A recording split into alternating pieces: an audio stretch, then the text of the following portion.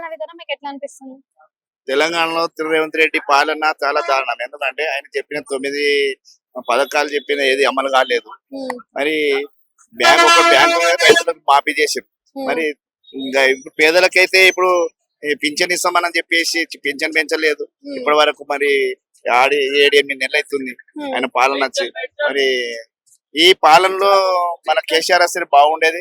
కేసీఆర్ ఉన్నప్పుడు చాలా బాగుంది. ప్రతి కళ్యాణ లక్ష్మి కానీ ఏది కానీ పథకాలు బాగుండేది. ఉమ్, ఆయన పెట్టిన పథకాలే ఇదివరకు ఆయన అమలు చేయట్లేదు. ఉమ్, ఇవాళ ప్రతి ఒక్కరు చూస్తే ఇప్పుడు పెట్రోల్ కానీ ఏది కానీ ధర కానీ నిత్యావసరాలు కానీ బాగానే పెరిగింది. ఆర్టీసీ ఏమో ఈ మన పేదలకి ఏది మన ఫెరీ బస్ పెట్టారు. ఆ ఫెరీ బస్ ఎవరికి పెట్టేది ఉంటే అంటే మన విద్యార్థులు పెడితే బాగుండేది. ఉమ్, అది లేడీస్ పెట్టారు.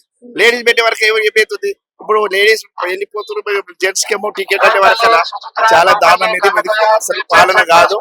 ఈ పాలన అటువంటిది మనకు అసలు ఎవరికి నచ్చలేదు పాలన. Revanth Reddy Revanth KCR best, Revanth Reddy best. ఇవాళ నేను చెప్తున్నా కదా,